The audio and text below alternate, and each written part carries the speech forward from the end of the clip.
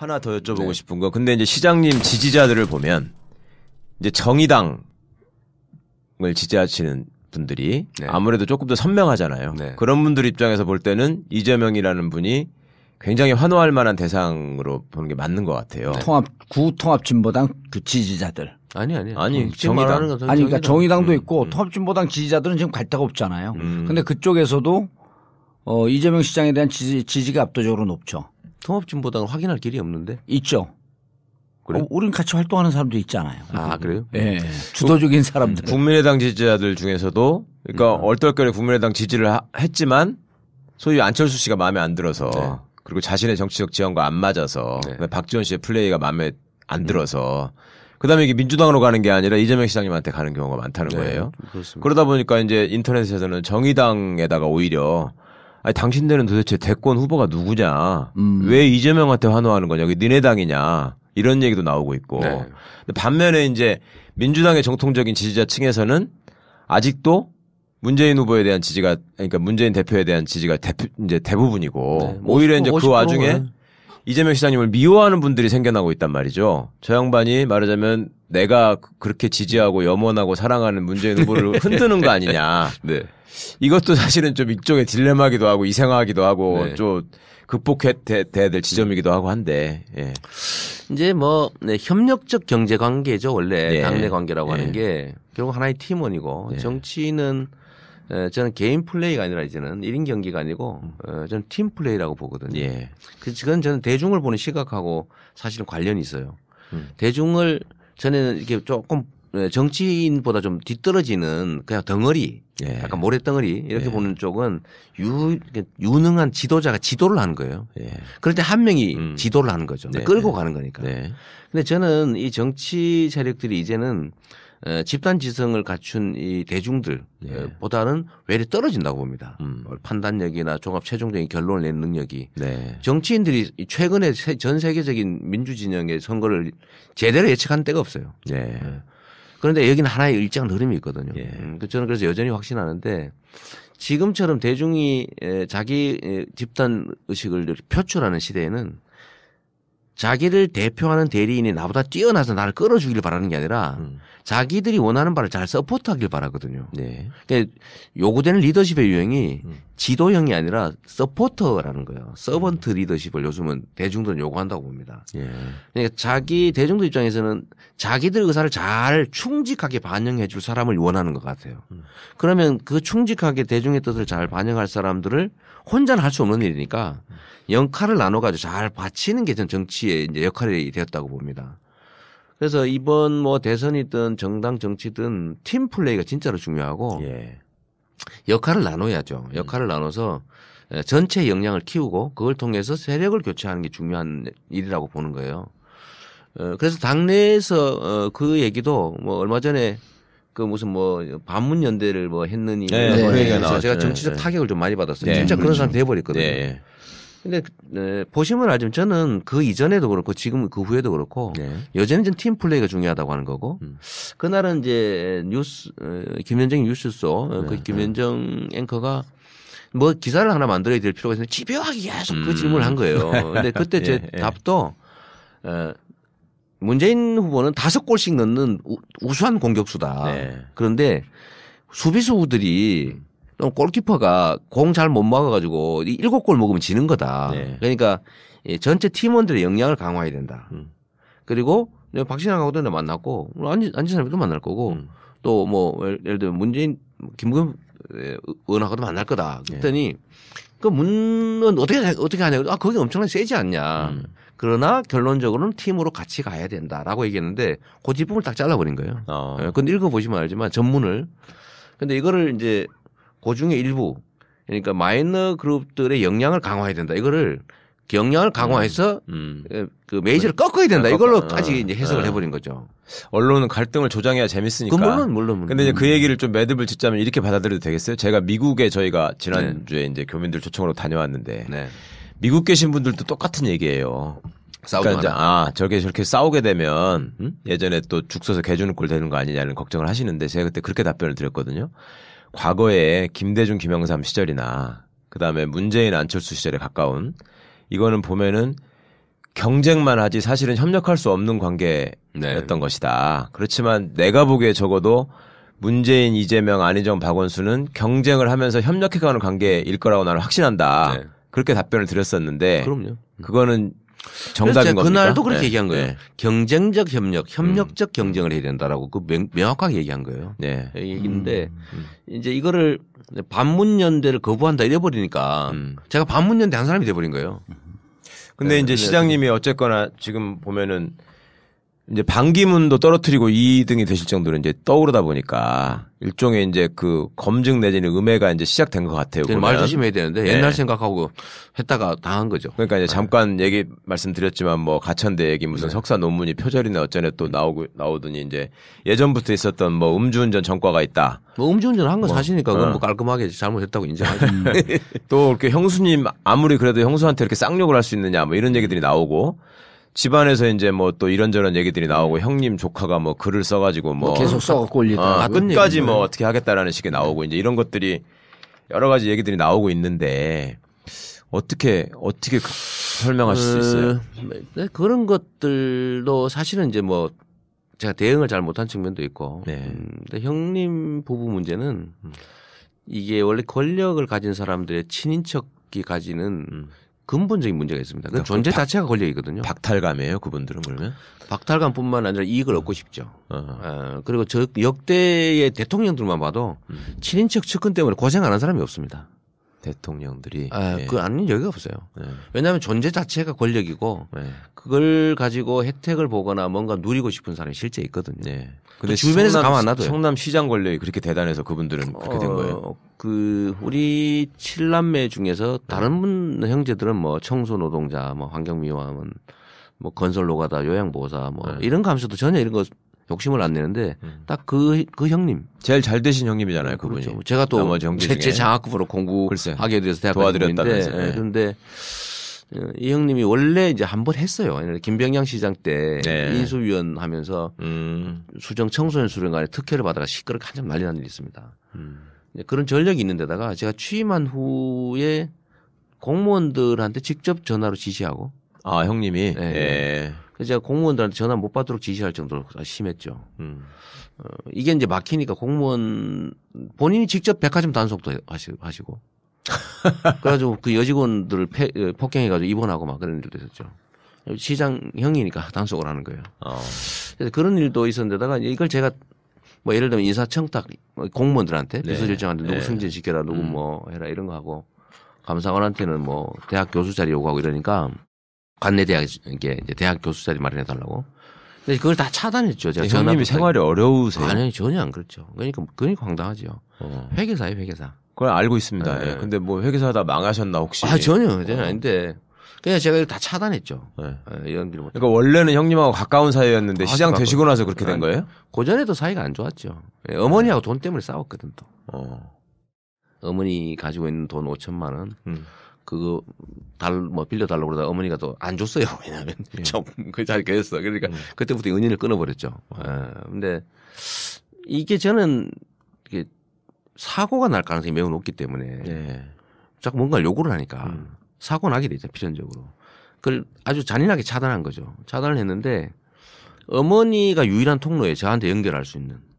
그 어머니를 찾아간 거예요. 7년 동안 인연을 끊고 사시다가 어머니한테 저한테 전화해라. 그거 했는데 어머니가 안 해주죠. 그러니까 어머니한테 욕하고 뭐 협박하고 죽인다고 그러다가 그 일이 계속 확대되면서 나중에 어머니를 폭행하는 겁니다. 어머니 두들겨 패서 어머니가 입원했죠. 입원하고 뭐 어머니의 어디를 뭐 이렇게 XX를 칼로 찢어 죽인다 뭐 이런 얘기를 하고 있죠. 그 얘기 하실 때는 뭐 정신이 좀 이상해진 거예요? 그때부터 이미? 조울증이 있어요. 조울증이 있어요. 근데 그거를 또 형수가 또 같이 하고 뭐 그런 철학적 표현인데 우아한 뭐 철학적인 교양의 표현 뭐 이렇게 하니까 사이들이 되게 나빠지죠. 나빠지고 결국 두들겨 패서 어머니 입원한 날. 그거는 시장님 되신 후에 지금 물론 벌어진 상황이잖아요. 당연히 그 일이 이어진 거예요. 그러니까 시정에 개입하려고 하다가 차단당하고 그거를 어머니를 통해서 어떻게 해보려다가 안 되니까 어머니를 폭행하고 입원한 날 어머니를 때려서 입원한 날 그날 형제들이 모여서 술 먹고 있다가 형님이 경찰에 잡혀갔거든요. 어머니를 때리고 입원하고 조속폭행으로. 조속폭행으로. 근데 그거는 이제 나중에는 그냥 폭행 상해로 죄명을 바꿔줬어요. 네. 아니 피해자가 어머니인데 그걸 어떻게 바꿔요? 때려서 다친 건 사실인데 뭐 이상이 3천만 원 줬다고 뭐 하면서 존속 폭행 죄명은 바꿔줬죠. 그 회계사 직위가 날아가니까 그걸로 하면. 하여튼 뭐 그래야 되는데 그날 경찰에 잡혀가서 조사받고 나오면서 이제 가족들하고 통화가 되기 시작한 거예요. 근데 그 뭐 싸운 거죠. 싸우면서 그게 결국은 그중에 일부를 녹음해서 공개한 건데 글쎄 뭐 제가 욕한 거야. 뭐 제가 잘못했죠. 잘못했는데 근데 그때는 참을 수 없었어요. 어머니 패서 뭐 입원하고 지금은 죽어버렸는데 그 청소 환경미화원 하면서 살고 있는 그 그때 당시 야구르트 배달하고 있었지. 야구르트 배달하고 힘들게 사는 여동생 두들겨 패서 피 흘리게 만들고. 근데 정말 뭐 아수라장이었죠. 그러니까 그 부분을 오늘도 제가 기사에서 봤는데 두 가지로 보더라고요. 그러니까 그런 여러 가지 전후 사정들을 사람들이 결국 알게 될 거기 때문에 이재명 시장님의 그런 어떤 쌍욕 발언이나 동영상이나 이런 것들이 별 효과가 없을 것이다. 반면에는 아니다. 저 양반이 진짜로 대통령이 될 수 있을 거라고 생각을 하는 순간 저거를 계속 쟤네들은 틀어댈 것이다. 날마다 하루에 100번, 10번씩 나올 수도 있다. 이러면은 저거 어떻게 견디겠냐. 그거는 불가능한 얘기고요. 그거는 법원에 의해서 이미 그 배포 금지 판결돼서 다 차단되고 한 번씩 할 때마다 배상 판결하고 선관위에서 선거법 위반이라고 이미 결정해서 금지한 건데 불가능한 얘기죠. 근데 형님은 또 지금 성남 지역 박사모 대표라면서요. 박사모 지부장 취임하셨어요. 그 일 이후에 그러면 박사모 들어간 며칠 거예요? 며칠 전에 박사모 저기 들어가셨다고요? 근데 2012년부터 박사모 활동을 했다더라고요. 그건 지부장이 동생이 싫어서 그런 거예요, 그걸? 동생 저를 어떻게 해보겠다 그런 거죠. 그런데 이제 그 조카가 자기 그 블로그에다가 글을 써서 이제 자꾸 써요. 예. 본격적으로 이제 쓰겠다 그러면서 지난번에 이제 우리 가족사 하면서 이제 이 시장님이 가족사에 대해서 쭉 얘기한 걸 1번, 2번을 그 조목조목 지적하면서 써요. 근데 그래서 이제 제가 그 쓴 거 댓글을 다 봤더니 5대5더라고. 예. 그러니까 뭐 더 설득력이 있다고 주장하는 사람들도 있고. 그거는 걔가 걔 친구들이 쓴 거니까 당연히 그러겠지. 댓글이. 그거 자기 페이스북에 쓴 거니까. 하여튼 뭐 그게 중요한 게 아니고요. 예. 이런 걸 가지고 맞니 틀리니 논쟁을 할 수도 없고. 결자적으로 확실한 거는 제가 형님을 정신병원에 입원시켰다고 형수가 기자회견한 동영상도 있잖아요. 근데 입원을 시킨 거는 형님과 그 글 쓰는 조카예요. 그 둘이서 강제 입원시켰다고. 형수하고 그 딸이 그 조카가. 그래서 형님이 저한테 구출 전화가 왔다니까요. 시장실로. 그 형수하고 조카 딸내미한테 강제 입원당했으니까 나 빼달라고. 제가 2번 갔다 왔어요. 진짜로 그런가. 면담 못했죠. 그리고 뭐 하도 그래서 어머니가 접근 금지 명령서도 받아놨어요. 어머니한테 대한 접근 금지. 또 와서 욕하고 때리고 그러니까 집 때려 부시고 패고 그러니까 형사 판결문도 있고. 그다음에 입원 확인서도 있고. 조카가 자꾸 이래서 내가 더 이상 얘기를 안 하는데 그 입원하게 된 이유를 자기들이 써놓은 것도 있어요. 왜냐면 입원할 때 다 써야 되거든. 형 재판 기록에 있죠. 그러니까 뭐 계속 일하는데 내가 보기에는 뭐 그래서 이런 것들을 과거에는 대중들이 여기 막 속아가지고 막 이렇게 휘둘릴 것 같은데 저는 그러지 않을 거라고 보거든요. 시간 지나면 다 가려집니다. 저는 그 하나 페이스북에 하나 그것도 역시 집단지성이 극복할 것이다라고 믿으시는 거예요. 그런 게 안 되면 뭘 믿고 세상을 살겠어요. 내가 잘못한 게 없으니 떳떳하다. 뭐 잘못을 하기야 했지 뭐. 그러나 이유나 과정을 다 이해할 분 계시겠지. 싫어하는 사람이야 뭐 영원히 싫어하겠죠. 무슨 뭐 반문연대를 뭐 했느니 제가 정치적 타격을 좀 많이 받았어요. 진짜 그런 사람 돼버렸거든요. 근데 보시면 알지만 저는 그 이전에도 그렇고 지금 그 후에도 그렇고 여전히 좀 팀 플레이가 중요하다고 하는 거고 그날은 이제 김현정 뉴스소 그 김현정 앵커가 뭐 기사를 하나 만들어야 될 필요가 있는데 집요하게 계속 그 질문을 한 거예요. 근데 그때 제 답도 문재인 후보는 5골씩 넣는 우수한 공격수다. 그런데 수비수들이 골키퍼가 공 잘 못 막아가지고 7골 먹으면 지는 거다. 그러니까 전체 팀원들의 역량을 강화해야 된다. 그리고 박신양하고도 만났고 안지사람도 만날 거고 또 뭐 예를 들면 문재인 김부겸 의원하고도 만날 거다. 그랬더니 그 문은 어떻게 하냐. 거기 엄청나게 세지 않냐. 그러나 결론적으로는 팀으로 같이 가야 된다라고 얘기했는데 그 뒷부분을 딱 잘라버린 거예요. 근데 읽어보시면 알지만 전문을. 근데 이거를 이제 그 중에 일부 그러니까 마이너 그룹들의 역량을 강화해야 된다. 이거를 아직도 문재인 후보에 대한 지지가 그러니까 문재인 대표에 대한 지지가 이제 대부분이고 네, 오히려 이제 그 와중에 네. 이재명 시장님을 미워하는 분들이 생겨나고 있단 말이죠. 저 양반이 말하자면 내가 그렇게 지지하고 염원하고 사랑하는 문재인 후보를 흔드는 거 아니냐. 네. 이것도 사실은 좀 일종의 딜레마기도 하고 이상하기도 하고 네. 좀 극복해야 될 지점이기도 하고 한데. 예. 이제 뭐 네, 협력적 경제 관계죠. 원래 예. 당내 관계라고 예. 하는 게 결국 하나의 팀원이고 예. 정치는 저는 개인 플레이가 아니라 이제는 1인 경기가 아니고 저는 팀 플레이라고 보거든요. 예. 그건 저는 대중을 보는 시각하고 사실은 관련이 있어요. 대중을 저는 이렇게 조금 정치인보다 좀 뒤떨어지는 그냥 덩어리, 예. 약간 모래덩어리 이렇게 예. 보는 쪽은 유능한 지도자가 지도를 하는 거예요. 예. 그럴 때 한 명이 지도를 하는 거죠. 네. 끌고 가는 거니까. 네. 근데 저는 이 정치 세력들이 이제는 집단 지성을 갖춘 이 대중들 보다는 외려 떨어진다고 봅니다. 판단력이나 종합 최종적인 결론을 내는 능력이. 네. 정치인들이 하나 더 여쭤보고 네. 싶은 거. 근데 이제 시장님 지지자들을 보면 이제 정의당을 지지하시는 분들이 네. 아무래도 조금 더 선명하잖아요. 네. 그런 분들 입장에서 볼 때는 이재명이라는 분이 굉장히 환호할 만한 대상으로 보는 게 맞는 것 같아요. 구통합진보당 그 지지자들. 아니 아니, 지금 정의당. 말하는 건 아니 그러니까 정의당도 있고 통합진보당 지지자들은 지금 갈 데가 없잖아요. 근데 그쪽에서도 이재명 시장에 대한 지지가 압도적으로 높죠. 통합진보당을 확인할 길이 없는데. 있죠. 그래? 우린 같이 활동하는 사람도 있잖아요. 아 그래요? 예. 주도적인 사람들. 국민의당 지지자들 중에서도 그러니까 얼떨결에 국민의당 지지를 했지만 소위 안철수 씨가 마음에 안 들어서 네. 그리고 자신의 정치적 지형과 안 맞아서 네. 박지원 씨의 플레이가 마음에 안 들어서 그다음에 이게 민주당으로 가는 게 아니라 이재명 시장님한테 가는 경우가 많다는 거예요. 그렇습니다. 그러다 보니까 이제 인터넷에서는 정의당에다가 오히려 아니 당신들은 도대체 대권 후보가 누구냐? 왜 이재명한테 환호하는 거냐? 이게 니네 당이냐? 이런 얘기도 나오고 있고. 네. 근데 반면에 이제 민주당의 정통적인 지지자층에서는 역량을 강화해서 그 메이저를 꺾어야 된다. 이걸로까지 이제 해석을 해버린 거죠. 언론은 갈등을 조장해야 재밌으니까. 물론. 근데 이제 그 얘기를 좀 매듭을 짓자면 이렇게 받아들여도 되겠어요? 제가 미국에 저희가 지난주에 이제 교민들 초청으로 다녀왔는데 네. 미국 계신 분들도 똑같은 얘기예요.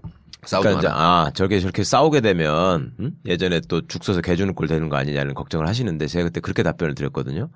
과거에 김대중 김영삼 시절이나 그다음에 문재인 안철수 시절에 가까운 이거는 보면은 경쟁만 하지 사실은 협력할 수 없는 관계였던 것이다. 그렇지만 내가 보기에 적어도 문재인, 이재명, 안희정, 박원순은 경쟁을 하면서 협력해가는 관계일 거라고 나는 확신한다. 네. 그렇게 답변을 드렸었는데 그럼요. 그거는 정답인 겁니까? 그날도 그렇게 네. 얘기한 거예요. 네. 경쟁적 협력, 협력적 경쟁을 해야 된다라고 명확하게 얘기한 거예요. 네. 얘기인데 이제 이거를 반문연대를 거부한다 이래버리니까 제가 반문연대 한 사람이 돼버린 거예요.